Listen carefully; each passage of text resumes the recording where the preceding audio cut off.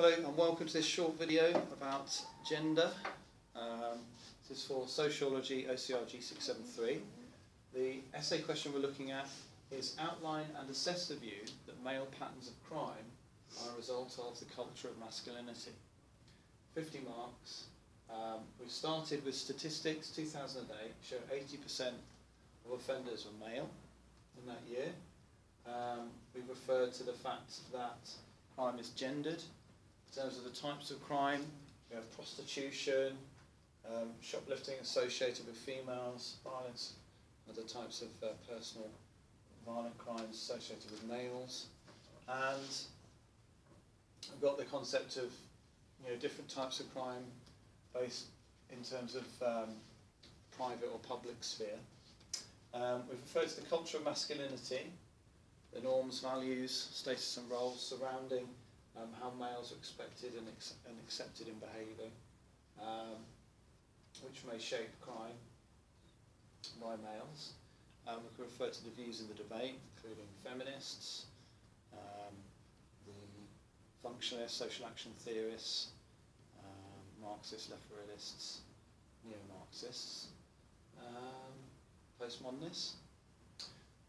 We've put Messerschmitt argues achieving masculinity limited by social constraints. So middle class and working class males have different ways of achieving masculinity, which explains why middle class males who have a more accommodating masculinity that fits in with the school system will be less likely to be visible in committing crimes. The working class males may have less opportunities to legitimately achieve masculinity, so they have a masculinity that is in opposition to the school values. So Miller also might support this, the concept of focal concerns of males in the working class, concern with appearing masculine, tough, being able to con others, being cunning and clever. The feminists would support the view culture of masculinity explains male crime. For example, Oakley argues gender role socialisation takes place when males are socialised into aggressive roles based on having status, based around oppressing, controlling women. Patriarchy, part of the feminist perspective, explains the culture of masculinity based on being dominant rather than equal with females. We talked about rape, sexual assault, offending and victimisation, and explained why those, how those crimes are. In 2012, 63% conviction rate for rape, but this shows an upwards trend for convictions for rape. This improvement could be a result of the liberation of women from the bonds of patriarchy. According to Adler, women are freer and more equality with men, as this might explain more reporting and recording of such crimes and victimisation by males of females. Savile case could be a contemporary example. Police reaction to reports at the time, in the past, over the last few decades, was often to suppress female victimisation reports. It was said that, what was it they would say, Leonie, about? He'd make mincemeat of them in court. So there was this argument that they wouldn't be able to press charges against a key figure with such power. This is also relevant to the Rotherham report, a case where young girls, white, low-income backgrounds, being victimised by older males from ethnic minority Pakistani backgrounds, and again there was a concern that the police were failing to react because they saw the victims as valueless or worthless. Social services and police were afraid of being accused of racism, and so again female victims were vulnerable.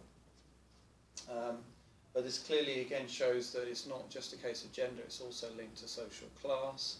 So the view that the culture of masculinity is the only reason might overplay the gender issue and underplay the issue of social class. This might be supported by theorists like functionalism and Marxism. Rape and sexual assault can be explained as to why they occur by feminists as a result of socialisation into gender roles. The desire for men to achieve masculinity based on how they've been encouraged to be show their male by oppressing and controlling women. So rape can be seen as a way of asserting power. If we look up here, I've done an illustration to show that power and control is one explanation for rape. So this is essentially the nurture argument, which is placing most emphasis on society and social relationships to explain crime. But on the other side of the argument, you can evaluate this view.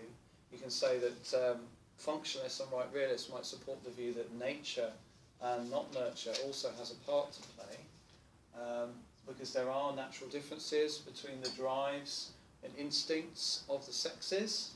This would be supported by Parsons, who would argue that the culture of separate spheres, private and public spheres, explains behaviour, but it's a result of how the sexes have natural differences, which are equally important roles and not necessarily dysfunctional, as the feminists would argue.